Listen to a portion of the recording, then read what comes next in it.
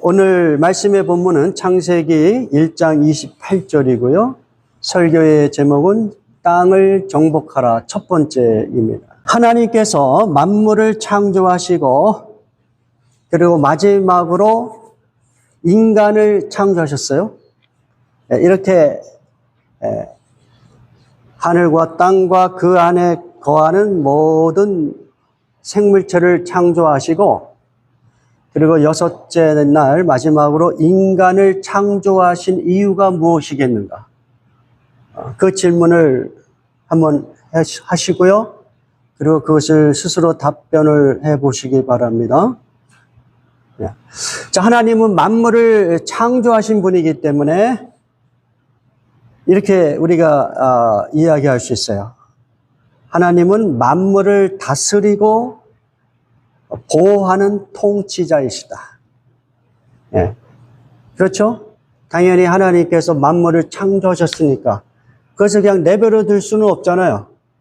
그 만물이 잘 존재할 수 있도록 또 하나님께서 원하시면 그 만물이 좀 더 발전적인 모습으로 이렇게 진보할 수 있도록 그리고 그 만물이 모든 악으로부터 보호될 수 있도록 그렇게 하나님은 통치하시는 분으로 우리가 충분히 상상할 수가 있습니다. 그런데 하나님은 인간을 창조하시고 인간에게 당신이 갖고 있는 만물을 통치하는 권한을 위임하셨어요. 하나님이 만물에 대한 통치권이 있는데 인간을 여섯째 날 마지막으로 창조하시고 인간에게 만물을 통치할 수 있는 통치권을 위임하셨다. 그런 메시지가 우리에게 전달하는 그 내용이 오늘 여러분이 읽으신 말씀의 본문이에요. 창세기 1장 28절이에요. 그래서 이 창세기 1장 28절을 신학자들은 통치명령이다 이렇게 이야기해요. 통치명령. 인간에게 만물을 통치할 수 있는 권한을 위임하셨다. 그래서 통치명령 또는 노동명령이라고도 합니다. 노동명령. 이 말씀 안에서 이 하나님이 창조하신 그 자연 속에서 노동을 명령하셨다라고 보았기 때문에 이런 이야기를 하고요. 또는 문화명령이다. 이렇게 이야기합니다. 여러분이 문화명령이란 말을 많이 사용하셨을 거예요. 그렇죠? 문화명령으로 이해하는 것은 창세기 2장 15절에 보면 이렇게 말씀하십니다. 여호와 하나님이 그 사람을 이끌어 에덴 동산에 두어 그것을 경작하며 지키게 하시고 경작하며라는 것이 이제 라틴어로 이제 표현할 때 cultivate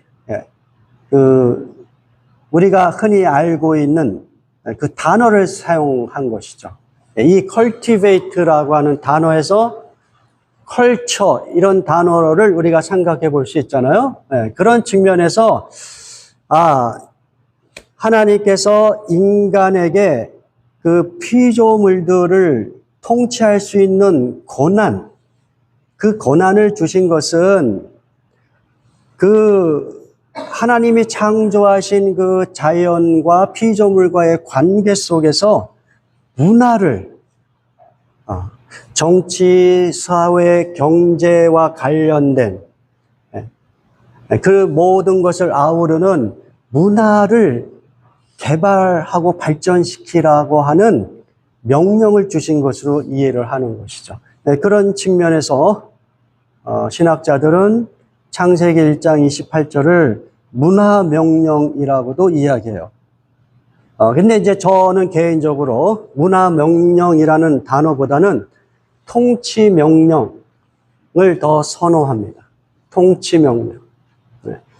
그 통치명령이 문화라는 개념보다 더 큰 개념으로 와닿고 그 통치 명령 안에 이 문화의 개념이 포함된다고 이렇게 생각을 하기 때문에 통치 명령이다 이렇게 저는 생각을 하게 됐고요.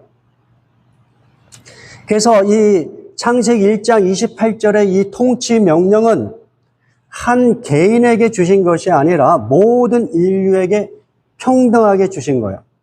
그렇죠? 네. 네. 아담과 하와라는 어떤 특정 인물에게만 주신 것이 아니라 그 사람들이 대표가 되어 모든 인간에게 하나님이 주신 평등한 명령, 그것이 바로 이 통치 명령, 노동 명령 또는 문화 명령, 또 다른 데서는 뭐 창조 명령 이렇게 여러 가지 그 단어로 이 구조를 이해하는 것이죠. 자, 그러면 구체적으로 창세기 1장 28절에서 하나님께서 주신 이 통치 명령이 무엇인가를 같이 살펴보기를 원합니다. 같이 봉독합니다. 1장 28절. 하나님이 그들에게 복을 주시며 하나님이 그들에게 이르시되 생육하고 번성하여 땅에 충만하라. 땅을 정복하라. 바다의 물고기와 하늘의 새와 땅에 움직이는 모든 생물을 다스리라 하시니라. 하나님은 인간을 창조하시고 그 인간에게 세 가지를 명령하세요. 이 명령의 내용은 한마디로 하나님이 창조하신 이 자연 속에서 그 피조물 속에서 하나님의 방식으로 통치하라는 메시지예요. 그것을 우리가 어떻게 잘 이해하고 적용하에 따라서 우리는 하나님께 영광을 돌릴 수 있는 것이에요. 네. 그래서 세 가지를 명령하신데 첫 번째는 무엇이었어요? 생육하고 번성하며 땅에 충만하라는 것이죠. 두 번째는 땅을 정복하라. 세 번째는 모든 생물을 다스리라. 이렇게 명령하셨습니다. 자, 첫 번째 명령을 한번 살펴보죠. 생육하고 번성하며 땅에 충만하라. 예. 여러분, 이 말씀은 인간에게만 하신 말씀은 아니에요, 사실은. 그 앞에 그 다섯 번째 그 창조 날에 하나님께서 그 생물체를 창조하시고 하늘과 또 이 바다에 있는 또 그 안에 있는 모든 생물들이 동일하게 생육하고 번성하고 땅에 충만하라. 이렇게 명령을 하세요. 예. 그러니까 모든 생명체는 하나님의 피조물로서 그 땅에 충만할 수 있도록 생육하고 번성해야 되는 그런 명령이 주어진 것입니다. 인간들은 이 생육하고 번성하며 땅에 충만하기 위하여 남녀가 서로 그 결혼이라는 형식을 통해서 생육하고 번성하는, 그래서 땅에 충만한 하나님의 그 명령을 따르고 있는 거예요. 그러니까 성경을 잘 알지 못하는 사람은 그냥 뭐 자연스럽게 또는 어떤 진화론적인 그 습득에 의하여 우리가 이렇게 성적인 관계도 갖고 그리고 아이도 낳고 결혼도 하고 뭐 이런 생각을 할 수 있지 모르지만, 그러나 그러한 모든 생육하고 번성할 수 있는 것은 하나님이 인간들에게 주신 일종의 그 복이에요. 복으로 주신 거예요.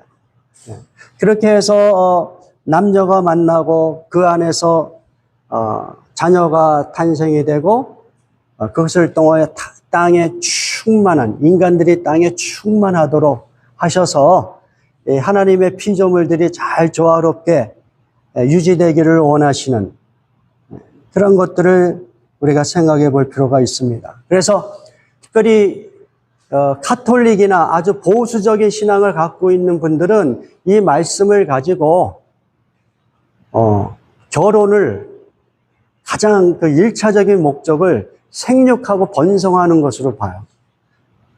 그래서 결혼해서 자녀를 낳는 것, 거기에는 어떤 그 산하 제한 뭐 이런 것도 생각하지 않고 그냥 자연스럽게 하나님이 주시는 방식으로 뭐 5명이 되든 10명이 되든 오늘날까지도 이 말씀을 그대로 실천하고자 하는 사람들이 있는 것이죠. 이 말씀을 아주 진지하게 받아들였기 때문에 그런 것입니다. 우리 개신교 성도들은 이런 개념에서 좀 약하죠. 그렇지만 이 말씀을 진지하게 하나님의 그 축복이면서 명령인 이 말씀을 받아들일 수 있으면 우리도 그렇게 막 산하 제한하고 이런 거에 대해서 좀 쾌천을 가질 수 있는 그런 부분들이 있는 것입니다. 여러분이 아는 바와 같이 오늘날 대한민국은 전 세계에서 가장 출산율이 낮은 나라가 됐어요. 이런 식으로 출산율이 낮아지면 앞으로 이 한민족이 아주 소수민족으로 남을 수밖에 없는 그런 그 위기를 경고받고 있습니다. 오늘 제가 그 디지털 타임스에서 나온 뉴스를 보니까 이 뉴스의 타이틀이 이래요.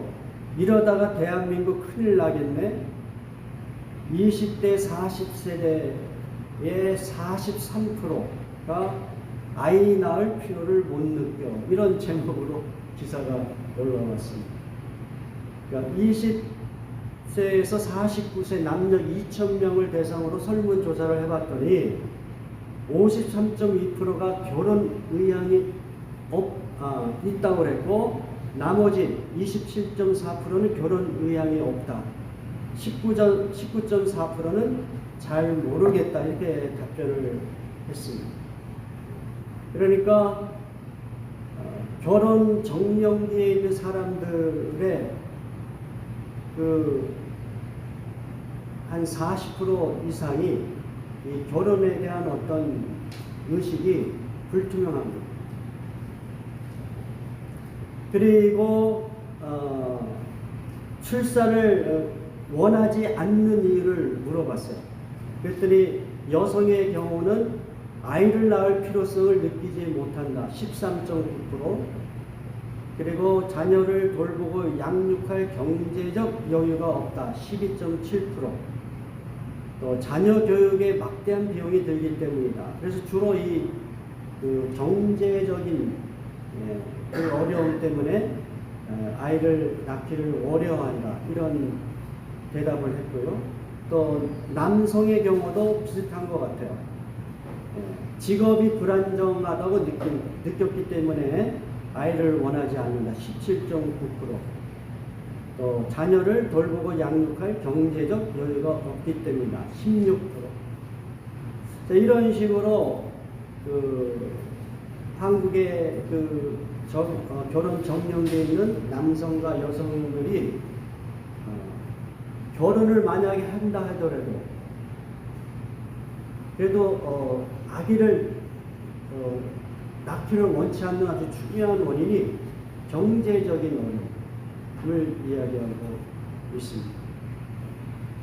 그 이야기는 어떤 정부의 정책이나 어떤 그 주변의 기업들이 이 젊은 부부들에게 경제적인 지원을 해주면 아이를 좀 더 많이 낳을 수도 있다는 이런 결론을 갖게 만드는 그러한 조사라고 할 수가 있습니다. 자, 그렇다면 이러한 분위기 속에서 크리스찬들은 어떤 태도를 취해야 되는가를 질문을 해야 되겠죠. 오늘 말씀을 통해서 일단은 크리스찬들은 하나님께서 우리 인간을 창조하시고 그 하나님 만드신 이 자연 속에서 인간들이 번성하기를 원하신다는 것을 우리가 심각하게 받아들인다면은 우리는 결혼도 하나의 하나님의 뜻이라고 충분히 이야기할 수 있습니다. 대부분의 사람들이 이 결혼에 대해서 아주 자연스럽고 그리고 합당한 하나님의 뜻으로 우리가 받아들여야 된다는 것이고 또 결혼을 일단 했으면 또 자녀를 하나님이 주시는 범위 안에서 또 자유롭게 가질 수 있는 그러한 어떤 축복, 권리가 성도들에게 있다는 것을 우리가 생각해 볼 수가 있습니다. 이러한 그 하나님의 명령은 대부분에게 해당해요. 보통의 대부분의 사람. 그렇다고 해서 모든 사람들에게 해당되지는 않는 것 같아요. 오늘 말씀이 이렇게 우리에게 아주 간략하게 생육하고 번성하고 충만하는 말씀을 하셨지만, 그러나 항상 거기에도 하나의 특별한 예가 되는 케이스가 있을 수 있다는 거예요. 그것을 예수님께서 우리에게 가르쳐 주셨어요. 마태복음 19장 12절에서 예수님이 이렇게 말씀하십니다. 어머니의 태에서부터 고자로 태어난 이들도 있고 사람에 의해 고자가 된 이들도 있으며 천국을 위해 스스로 고자가 된 이들도 있다, 이렇게 말씀하셨어요. 그 이야기는 태어나서부터 어떤 성적인 불구가 되어 생식 기능을 할 수 없는 사람들이 있단 말이죠. 이제 그러한 사람들, 그런 사람들이 이 말씀에 해당이 되지 않겠죠. 이 명령에. 또 한 가지, 하나님의 나라를 위하여 스스로 결혼을 포기한 사람들도 있다는 거예요. 이 말씀은 우리가 주변에서 어느 정도 쉽게 찾아볼 수가 있죠. 그렇죠? 하나님께서 이 사람에게 특별한 그 어떤 사명감을 주셔가지고 홀로 살아야지만 그 사명을 감당할 수 있다라고 그렇게 생각하고 스스로 결혼을 포기한 사람들이 있어요. 쉽게 우리가 볼 수 있는 게 뭐 무슨 수녀, 또 그거요, 신부, 때로는 뭐 성직자, 뭐 여러 가지를 생각해 볼 수가 있고요. 그래서 이 하나님의 말씀은 모든 사람들에게 대부분 적용이 되지만, 그럼에도 불구하고 우리 예수님은 그러한 명령과 좀 다른 방식으로 하나님의 영광을 드러낼 수 있도록 허락하신 사람들이 있다는 거, 우리가 그것을 인정할 수 있기를 바랍니다. 하나님이 인간들을 창조하시고 그들에게 먹을 것을 다 보장하셨다.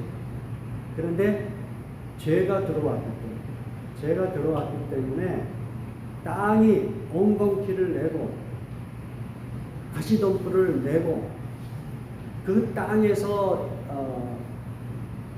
사람들이 아주 아주 중노동을 해야지 먹고 사는 그러한 체인지가 일어났기 때문에 우리가 이제 주변에 이렇게 먹는 문제로 어려움이 생긴 것이죠. 그러나 이 하나님께서 맨 처음 온 세상을 창조하시고 인간을 창조하실 때는 모든 생명체가 먹을 거리가 충분하게 주어져 있다는 것이 보장되어 있다는 것입니다. 오늘날 크리스찬들은 그런 하나님의 의도를 생각하면서 비록 이 땅에서 그 죄로 인하여 아주 하드워킹을 해야 먹고 살고 또 하드워크를 해도 먹기가 힘든 그런 상황 속에 있으면서도 하나님께서 그 모든 것을 예수 그리스도 안에서 회복시키시고 그 어떤 그 현실의 그 많은 문제들을 극복할 수 있는 그런 기회도 주셨다는 것을 우리가 믿음으로 바라보면서 결혼과 자녀에 대하여 하나님의 그 복을 우리가 잘 적용하며 실천할 수 있기를 바랍니다. 하나님의 명령은 뭐냐면 땅을 정복하라는 이야기고요. 그런데 이제 이 땅을 정복하라라는 이 말은 사람들이 이 말을 문자적으로 해석해서 많은 오해를 하고 적용을 하여 왔어요. 그러니까 무슨 이야기냐면 하나님이 주신 이 땅은 자연 또는 환경으로 우리가 이해할 수 있는데 그 자연 속에서 발생하는 매우 두렵고 공포스러운 현상들, 그런 것 때문에 사람들은 그 땅을, 환경을 어떻게 해요? 자연을 숭배하죠. 그것은 하나님의 뜻이 아니었어요. 오히려 하나님의 뜻은 그 자연을 어떻게 하라고 했어요? 통치하라고 했어요. 통치하라고 했는데 이 하나님의 메시지를 잘 알지 못하는 사람들은 자연이 마치 인간들의 어떤 숭배의 대상, 신적인 존재, 공포스러운 존재로, 인간에게 복과 저주를 내리는 존재로 의식하게 된다는 것이죠. 또 다른 극단의 모습은 무엇이냐면 이 정복하라는 말을 그대로 문자적으로 해석해서 자연을 마구마구 자기의 그 욕망을 쫓아서 해치는 것이죠. 개발이라는 어떤 명목으로 땅을 갈아엎고 자연을 막 훼손합니다. 그래서 그 결과 오늘날 현대 문명은 자연을 통하여 오히려 인간들이 공격을 받는 듯한 그러한 위기의식을 경험하고 있어요. 기후의 급격한 변화를 경험하고 있습니다. 그런 것들은 이 하나님께서 우리에게 명령하신 땅을 정복하라는 이 말씀을 우리가 제대로 잘 적용하지 못한 것이다. 자, 그렇다면 하나님께서는 이 정복하라는 의미를 어떤 방식으로 우리에게 주셨을까? 이 말의 의미는 무엇일까? 라고 했을 때 제가 아까 말씀하신 대로 이것은 통치의 개념에서 받아들여야 됩니다. 땅을 정복하라는 얘기는 하나님이 피조물을 통치하는 방식으로 인간들에게 위임된 이 명령을 하나님의 통치의 방식을 본받아서 땅과 자연과 환경을 돌봐야 될 그런 책임이 있다는 거예요. 그렇다면 하나님이 인간에게 어떤 방식으로 통치하시는가를 우리가 생각해 볼 필요가 있어요. 하나님이 인간을 어떤 방식으로 통치하시는가. 여러분이 지금까지 배운 하나님과 여러분과의 릴레이션십은 어떤 거예요? 하나님은 여러분을 어떤 식으로 다스리고 계신 것 같아요? 예? 그걸 한번 생각해 보세요. 우리가 두 단어로 생각해 볼 수 있어요. 하나님은 인간들을, 또 인간뿐만 아니라 하나님 만드신 모든 피조물을 어떤 식으로 통치하시냐면 공의와 사랑으로 통치하십니다. 공의와 사랑. 그러니까 인간들도 땅을 정복하라는 이 말을 땅을 마음대로 해치워라, 그리고 너의 욕망을 채우는 도구로 삼으라, 이런 개념이 아니라 하나님의 통치의 방식으로 이해를 해라. 그렇게 되면은 땅을, 자연을, 환경을 어떻게 하라? 하나님이 우리에게 주셨던 공의와 사랑의 방식으로 섬기고 또 개발하고 그것을 보존하고, 이렇게 우리가 적용해 볼 수 있다는 것이죠. 미가서 6장 8절 같이 공동하겠습니다. 미가서 6장 8절. 사람아, 주께서 선한 것이 무엇임을 내게 보이셨나니 여호와께서 내게 구하시는 것은 오직 정의를 행하며 인자를 사랑하며 겸손하게 내 하나님과 함께 행하는 것이 아니냐. 하나님께서는 우리에게 온 피조물에게 공의와 정의의 방식으로 통치하셨기 때문에, 또 하나님께서 우리 인간에게 요구하시는 것도 동일하다. 공의와 정의의 방식으로 우리가 이 자연을, 땅을 이렇게 통치해야 되는 것이고요. 또 자연뿐만 아니라 땅뿐만 아니라 인간과 인간 간의 관계, 우리의 그 어떤 대인 관계 속에서도 이 하나님의 그 통치 방식이 필요하다고 생각합니다. 공의와 사랑의 방식. 여러분들이 이 말씀을 한번 잘 생각하시고 적용할 수 있기를 바랍니다. 우리 다 같이 기도하겠습니다.